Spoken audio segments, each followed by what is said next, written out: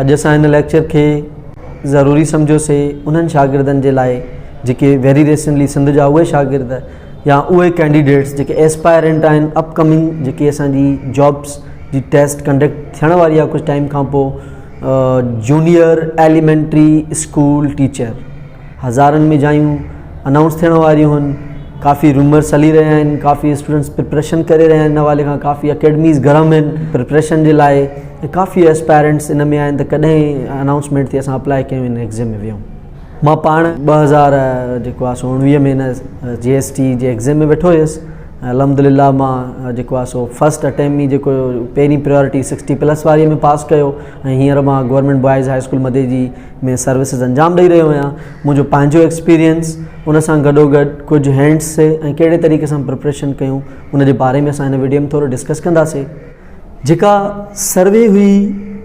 Previous जेका असांजी batch जी selection जी जेके सिलेक्ट थी आया, असां ऑनलाइन ट्रेनिंग्स बि कयूंसीं, पूरी सिंध जा कैंडिडेट्स टीचर्स कनेक्टेड भी आहियूं हिन वक़्तु ग्रुप्स जी मदद सां, व्हाट्सअप ग्रुप्स वग़ैरह।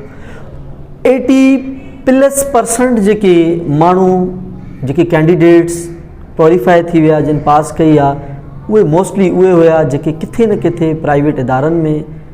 अकेडमीज़ ते पढ़ाए रहिया हुआ। उहे कैंडिडेट्स जेके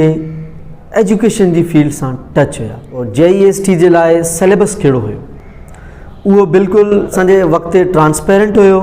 जंहिंमें इंग्लिश हुई, साइंस हुई, मैथमेटिक्स हुई, पेडागॉजी हुई, कंप्यूटर हुयो,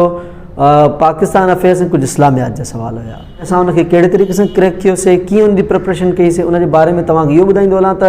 junior elementary school teacher that means अहिड़ो टीचर गवर्नमेंट अपॉइंट करण वारी आहे जेको 6 क्लास खां 8 क्लास ताईं जे शागिर्दनि खे पढ़ाए सघे। उन में इहो न आहे त सिर्फ़ु मैथ पढ़ाए या सिर्फ़ु इंग्लिश पढ़ाए। असां में बाज़ औक़ात प्राइवेट स्कूलनि में इहे हूंदा आहिनि 6 खां 8 ताईं को सिर्फ़ु इंग्लिश पढ़ाईंदो आहे, सिर्फ़ु मैथ पढ़ाईंदो आहे। 6 खां 8 ताईं जेके बि सब्जेक्ट आहिनि असांजे ॿारनि जा उन्हनि सभिनी ते उनजी ग्रिप एंड कमांड हुजे, मतिलबु उन्हनि खे सभिनी क्लासनि जे कंहिं बि सब्जेक्ट में उनखे जेको आहे सो परफॉर्म करिणो हूंदो ड्यूरिंग जॉब। स्पेशली मां जेका पंहिंजी प्रिपरेशन कई उहा मुंहिंजी प्रिपरेशन इहा हुई त 6 खां 8 ताईं मां जेके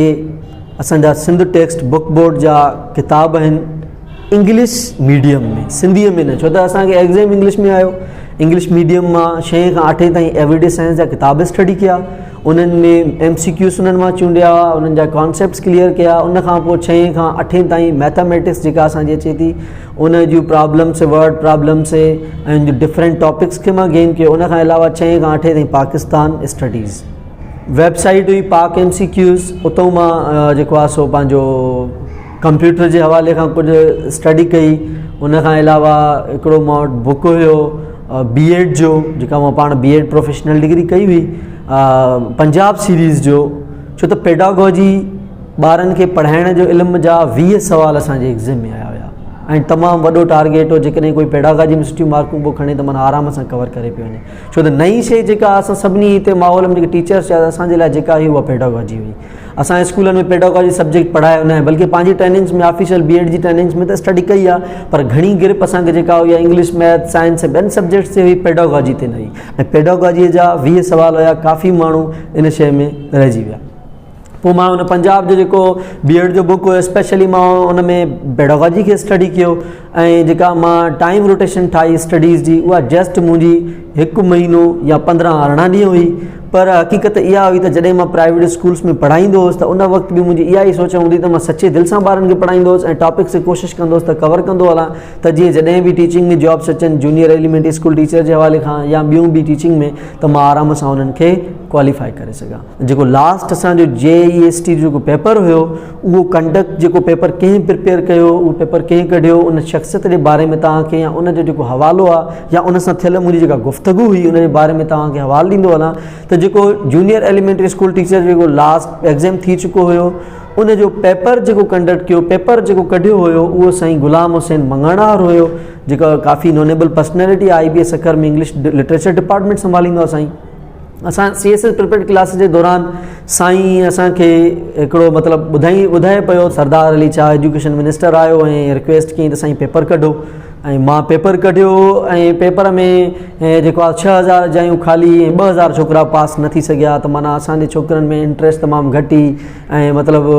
साईं बिकोल साईं जे त उहो पेपर मां जेको कढियो उहो 6, 7 ऐं 8 जे सब्जेक्ट्स मां कढियो हुयो जेको टीचर्स पढ़ाईंदा, तंहिं हूंदे बि असांजा परफॉर्म न करे सघिया। मोस्टली जेका सीरियस पॉइंट जेका असांजे सोचण जी आहे उहा इहा बि आहे त पेपर में एक्चुअली इहा शइ हुई त हिकिड़ा सवाल अहिड़ा हूंदा आहिनि, क्वेश्चन अहिड़ो हूंदो आहे जंहिंजा 4 ऑप्शन्स हूंदा आहिनि, उन में 2 या 3 त अहिड़ा हूंदा आहिनि जेके सफ़ा रिलेट ई न कंदा आहिनि आंसर सां, मतिलबु परे जा हूंदा आहिनि। मिसाल ॻाल्हि मां चवां त पाकिस्तान जा ख़ूबसूरत शहर कहिड़ा आहिनि, जेकॾहिं मां हिते चवां जेको आहे सो न्यूयॉर्क चवां, पेरिस चवां, उनखां चवां कराची चवां ऐं इस्लामाबाद चवां, त डेफिनेटली तव्हां पहिरियां त हिन ॿिनि खे एक्सक्लूड करे छॾींदो, कढी छॾींदो, हिनखे पंहिंजो जेको आहे सो न्यूयॉर्क खे ऐं जेको आहे सो पंहिंजो पेरिस खे, छो त इहे असांजे मुल्क में आहिनि ई न, इहे इलाही माना असांखां परते आहिनि, इहे रिज़ेंबल ई नथा करनि क्वेश्चन सां। जेको लास्ट पेपर हो उन में हक़ीक़त इहा हुई त 4 ई ऑप्शन नियरली माना वेरी क्लोज जेको आहे सो आंसर सां मीट कनि पिया, पर उन्हनि में मोस्ट एप्रोप्रिएट को हिकिड़ो हुयो, जंहिंजे करे काफ़ी जेको आहे सो कैंडिडेट्स लॉस खाई विया। सवाल मिसाल ॻाल्हि अहिड़े तरीक़े सां अचनि पिया, कराचीअ जे भरिसां जेको आहे सो कहिड़ा शहर था अचनि, कहिड़ा इलाइक़ा था अचनि,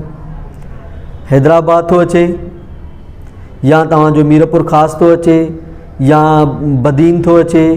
या एॾां वारा वेझा वेझा इलाइक़ा, त उन में जेको मोस्ट एप्रोप्रिएट हूंदो उहो सही हूंदो। सवाल अहिड़े क़िस्म जा हुया सभई, जंहिंमें 4 ई ऑप्शन नियरली मीट पिया कनि आंसर सां, पर उन्हनि में हिकिड़ो अहिड़ो हुयो जेको वेरी क्लोज़ हुयो। इन जी हक़ीक़त इहा आई त मतिलबु वेरी डीप स्टडी करणी आहे, माना ईअं न हुजे त को माण्हू धुका हणे, धुका न बिल्कुलु तुका न हुजनि, बल्कि हिकिड़ी सुठी स्टडी थियल हुजे। उनजे लाइ इहो आहे त तव्हां साइंस 6 खां 8 ताईं, पाकिस्तान स्टडीज़ ऐं मैथमेटिक्स जा हिकिड़ा शॉर्ट बुलेट फॉर्म्स में स्टडी कयो 6 खां 8 ताईं, जा नोट्स प्रिपेयर कयो, करंट अफेयर्स ते स्टडी कयो, पाक MCQs वेबसाइट खे टच कयो। उनखां अलावा इंग्लिश जे लाइ बि तव्हां पाक MCQs जी वेबसाइट ते वञो, सेंटेंस कंप्लीशन आहे। उनखां अलावा रीडिंग कॉम्प्रीहेंशन बि आई हुई, जंहिं ते असां पंहिंजो सिंधी थॉट्स ते बि हिकिड़ो जेको आहे सो पंहिंजो हुन ते लेक्चर रखियो आहे, 32 मिंटनि जो असां रिकॉर्डेड लेक्चर आहे, उहो बि GST जे हवाले खां बि आहे। त रीडिंग कॉम्प्रीहेंशन जा बि 4-5 सवाल हुया, प्रीपोजिशन जो यूज़ेज हुयो, आफ्टर ऑल इहे सभु टॉपिक्स हुयूं। हाणे इहो असां सभिनी ते जेको आहे सो डिपेंडेंट आहे त केतिरो जेको आहे सो असां हुनखे स्टडी था कयूं ऐं सीरियस था वठूं। असां वटि इहो हूंदो आहे जॾहिं स्लिप ईंदी आहे, जॾहिं डेट अनाउंस थींदी आहे एग्ज़ाम जी, उन वक़्तु असांखे प्रिपरेशन यादि पवंदी आहे, असांजी काई बि प्लानिंग न हूंदी आहे ऐं डेफिनेटली असांजी मार्क्स घटि ईंदियूं आहिनि ऐं असां पोइ चवंदा आहियूं त जेको आहे असां क्वालिफाई न करे सघियासीं। पर अक्सर उहे माण्हू जेके हिकिड़ी प्री प्लानिंग रखंदा आहिनि, एप्रोक्सीमेटली असांजी प्री प्लानिंग केतिरी हुजणु घुरिजे, एग्ज़ाम खां अॻु में घटि 3 महीननि जी असांजी या 2.5 खां 3 महीना असांखे अॻु में स्टार्ट वठिणो आहे टेस्ट खां। जेको बि कैंडिडेट 2.5 खां 3 महीना स्टडी कंदो ऐं इन्हनि टॉपिक्स ते स्पेशली पेडागॉजी ते, मैथमेटिक्स 6 खां 8 ताईं Sindh text book board English medium में, साइंस, पाकिस्तान स्टडीज़, इस्लामियात वग़ैरह, त उहो डेफिनेटली आराम सां क्रैक करे वेंदो। जेकॾहिं इन्हनि सभिनी शयुनि ते अमल कंदे हिकु स्ट्रैटेजी ठाहे इन एग्ज़ाम में वेंदा त it is not a big deal, इहो आराम सां करे सघूं था। काफ़ी असांजा दोस्त थी विया ऐं मोस्टली उहे हुआ जेके स्टडी सां ऐं टीचिंग जी फील्ड सां रिलेटेड हुया। जेकॾहिं कंहिं बि क़िस्म जो कोई सवाल हुजे रिगार्डेड JEST, तव्हां असांजे पेज विज़िट करे सघो था, असां सां कॉन्टेक्ट करे सघो था, असां तव्हांखे बॉय कॉल बि मतिलबु काउंसलिंग करे सघूं था, तव्हांखे रिलेटेड डेटा बि काई मतिलबु रिक्वायर्ड हुजे उहा बि प्रोवाइड कंदासीं ऐं स्पेशली इंग्लिश जे पोर्शन जे हवाले खां असांजा जेके पेज ते सभु वीडियोज़ पिया आहिनि, इहे तव्हांखे तमामु घणो गाइड कंदा इंग्लिश जे मतिलबु पोर्शन जे लाइ। जेके 15 खां 20 सवाल इंग्लिश जा तव्हांजे पेपर में ईंदा, उन जे हवाले खां कोई बि सवाल हुजे फ्री ऑफ एनी हेजिटेशन असांखे मैसेज कयो, पर्सनली असां तव्हांखे रिप्लाई कंदासीं ऐं तव्हांखे काउंसलिंग कंदासीं ऐं तव्हांखे इन जे बारे में एडिशनल इंफॉर्मेशन ॾींदासीं। Thank U for watching our video.